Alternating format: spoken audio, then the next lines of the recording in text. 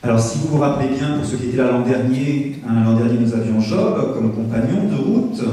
Voilà, c'était le thème. Voilà, cette année, le thème va être, vous l'avez vu sur la feuille d'invitation, sur le pardon et la réconciliation. Voilà. Alors, on a invité Yvette Chabert, voilà, pour venir nous parler de ce thème. Yvette Chabert est théologienne, lyonnaise, voilà, qui a écrit différents ouvrages, et particulièrement, je dirais, deux ont retenu notre attention pour ce qui concerne notre service. Deux ouvrages dans la collection, tout simplement, aux éditions de l'Atelier. C'est le pardon, tout simplement, et puis croire quand on souffre, tout simplement. Voilà, ces deux ouvrages, vous les trouverez d'ailleurs au stand librairie. Yvette Chabert va donc voilà, nous aider à réfléchir sur ce thème. Alors, Madame Chabert, vous avez devant vous, hein, vous le savez, des personnes donc, qui sont visiteurs, accompagnants de personnes malades, âgées, handicapées, pour de plus ou moins longues périodes, hein, en maison de retraite, à domicile, dans leur foyer de vie. Voilà. Alors c'est vrai que, hein, vous, comme moi, je pense, ça nous arrive régulièrement hein, d'être, je dirais, témoins de confidences, de récits de vie, marqués par, bien sûr, de belles choses, mais marqués aussi par des ruptures, par le mal, par le pardon. Voilà, c'est des choses qu'on entend, voilà, souvent dans nos visites. Voilà, c'est des choses, bien sûr, qui nous bousculent nous-mêmes, qui nous renvoient, nous aussi, hein, à cette question de la confrontation aussi au mal, et donc à la question aussi du pardon. Autant de vastes questions. Donc aujourd'hui, eh bien, Yvette Chabert va nous aider à réfléchir, comme toujours, d'abord peut-être pour nous-mêmes, voilà, sur cette dimension, je dirais, de la vie humaine, qui est le pardon et la réconciliation, et puis peut-être en y réfléchissant pour nous-mêmes, bien sûr, on espère que ça peut nous aider aussi dans nos accompagnements. Voilà, je laisse la parole à Madame Chabert. Voilà, bonjour. J'ai eu la grâce de rencontrer des personnes que je connaissais déjà. Donc, je m'appelle Yvette, j'ai 66 ans, je suis mariée à Roland. Nous avons 4 enfants, nous habitons en banlieue de Lyon. Nous avons vécu dès le début du mariage 7 ans en bidonville. Nous avons travaillé 7 ans en bidonville au Maroc. Et ensuite, j'ai été chargée sur mon académie à apprendre le français langue étrangère à des jeunes adolescents, grands adolescents qui arrivaient de toute nationalité. Voilà. Et sinon, le Monseigneur de Courtrai m'a proposé d'être responsable de la formation en mission ouvrière pendant un certain nombre d'années. Et puis en même temps, je suis donc partie à la faculté catholique de Lyon en cours du soir, ce qui a été excessivement long jusqu'à la maîtrise. Et puis me voilà maintenant à la retraite. Alors le pardon, la réconciliation, ça n'a rien à voir avec les gens. Excuse-moi, je demande pardon. C'est le même mot d'ailleurs en langue française, quand on écrase le pied de la dame dans l'autobus et quand on a vraiment blessé quelqu'un. On va parler du pardon engorgé de larmes. Ce pardon qui laisse une boule dans la gorge, qui est un poids dans le ventre. On y entre par la porte du dépit sur soi, ou du dépit sur l'autre, ou encore du désespoir, avec le désir diffus d'échapper à l'asphyxie. Et on n'en sortira vraiment à fond que dans le royaume de Dieu. Donc je préviens les questions du genre, mais je n'ai pas oublié ce qu'il m'a fait, ce qu'elle m'a fait, ai-je vraiment pardonné? Ce pardon total, c'est pour le royaume de Dieu. Aussi, il est dangereux d'avoir le micro sur ce sujet. Et c'est moi qui vais risquer ce danger, parce que dans mon flot de paroles, c'est une journée de formation, on m'a dit qu'il ne faut pas hésiter de faire une conférence, alors que je préfère d'ordinaire dialoguer. Il y aura sans doute des non-dits, des mal-dits, des trop-dits, qui risquent de réveiller en vous des cicatrices, et peut-être même en moi. Alors, je vous en demande pardon en avance, à l'avance. Enfin, c'est un sujet pas neutre, et nous avons tous quelqu'un de proche. Si c'est moins proche, ça ne blesse pas de la même manière. Quelqu'un de proche ou de nos relations usuelles, avec qui il y a un petit quelque chose de raté, de goût d'échec, ou un gros quelque chose de lourd, non réglé. En plus, il est toujours dangereux, tout court, d'avoir le micro. On l'a su pendant la période électorale. Parce que celui qui prend le micro peut se sentir maître d'un certain pouvoir sur les autres, alors qu'il est interdit de dominer l'autre de manière consciente ou inconsciente quand on possède ce genre d'instrument. Il est dangereux aussi d'avoir un micro, parce qu'il confère une sorte de primauté sur le sujet qu'on traite, une primauté humaine, une primauté intellectuelle, une primauté spirituelle, alors que le micro ne nous fait pas experts ni sur le sujet, ni experts en humanité. Personne, d'aucun pouvoir, et pas plus de l'Église, ne peut se dire expert en humanité. Il n'y a que le Christ qui est expert en humanité. Alors je vous demande de bien vouloir noter, non sur le petit papier vert bleu qui va servir pour un petit atelier sur place très rapide, mais sur la feuille que vous avez apportée, non pas tout mon flot de parole, vous aurez des plans très détaillés qui vous seront donnés à la sortie, mais plutôt ceux que vous avez envie de contester à celle qui a le pouvoir du micro, ou au contraire qui a des types que vous voulez garder pour votre travail spirituel personnel ou pour votre travail pastoral.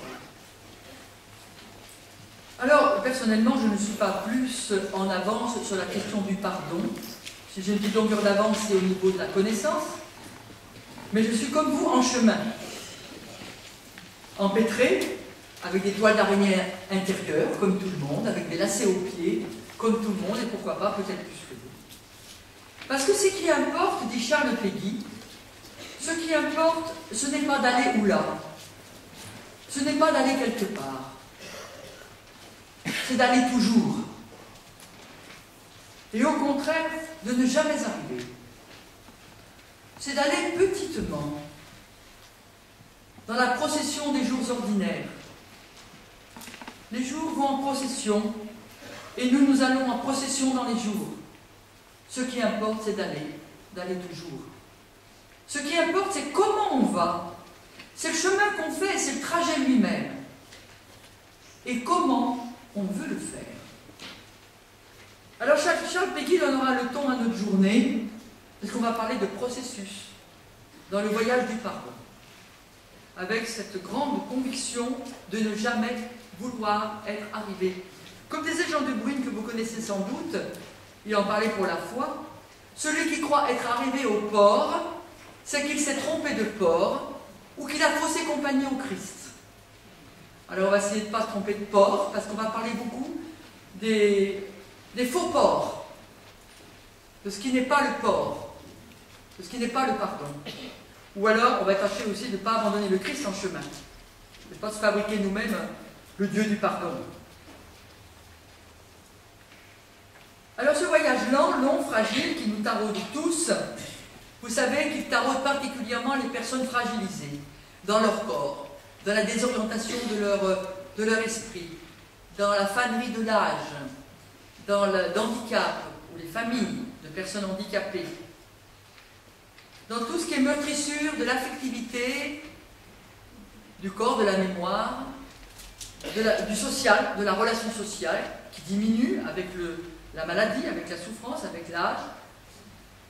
Alors à ce moment-là, voilà que les blessures anciennes qu'on croyait enfouies se mettent à sanguinoler, ou au contraire, se mettent à se camoufler sous le voile de « oui, oui, je vais bien ».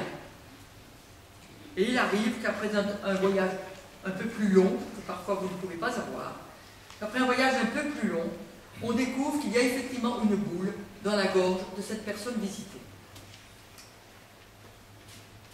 Alors ce qui importe, ce n'est pas d'être nous-mêmes acteurs pastoraux au top du savoir sur le pardon-réconciliation, ni au top de la manière de nous réconcilier avec nous-mêmes, avec les autres et avec Dieu, mais d'être toujours en désir.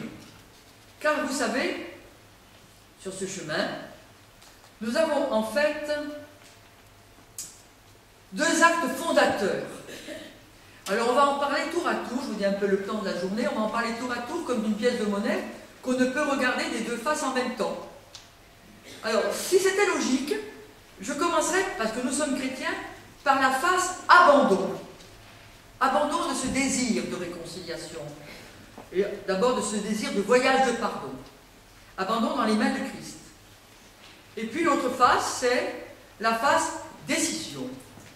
Personne ne peut décider à ma place de quitter le ressentiment, de quitter la mémoire vive, de quitter la culpabilité mortifère.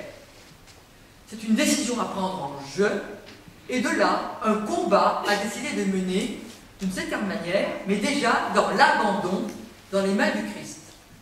Pour des questions pratiques et chronologiques, logiques, pour une question d'utilisation de l'écran, je commencerai par la phase décision, et nous continuerons par la phase abandon, mais dites-vous bien que tout ça fait la même pièce de monnaie.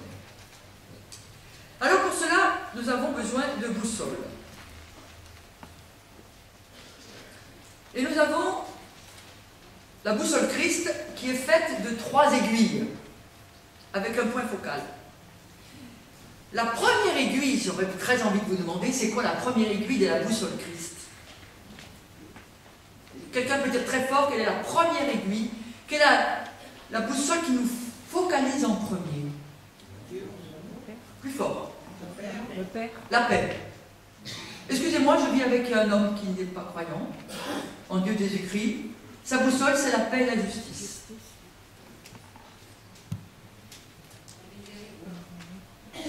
Quelqu'un fait relais, j'entends pas. Vous avez dit? La miséricorde. La miséricorde. L'amour. Alors, autour du mot, c'est sûr que c'est miséricorde fait partie de l'amour. Autour du mot amour, les 3 boussoles vont décliner 3 amours. Est-ce qu'on pourrait décliner les 3 amours? Les 3 amours que vous portez. Donc vous témoignez. L'amour, l'amour du Père, Du prochain. l'amour du prochain Et de soi-même. et l'amour de soi-même. Alors on va les mettre dans l'autre ordre, dans l'ordre de la parole de Dieu. Aimez-vous les uns les autres comme je vous ai aimé. La proposition principale, c'est comme je vous ai aimé. Si vous saviez comme je vous aime. À partir de cela, vous pouvez vous risquer à aimer les autres. Deuxième boussole, conjointe de la première. Mais auparavant, il y en a une autre qui vient de Lévitique. Aime les autres comme toi-même. La principale, c'est comme toi-même. Je remets dans l'ordre. Laisse-toi aimer du Père, afin de te réconcilier avec toi-même et de t'aimer toi-même. Et avec cela, de te risquer à aimer les autres. Nous avons souvent fait, en catéchèse, avec les petits, ou comme papa-maman, l'erreur fondamentale de dire « être chrétien, c'est aimer les autres ». Être chrétien, c'est se laisser aimer pour rentrer dans une juste estime de soi afin de pouvoir aimer les autres. Nous déclinerons donc ces 3 boussoles qui sont les boussoles fondamentales du pardon et de la réconciliation avec soi, avec l'autre, avec Dieu.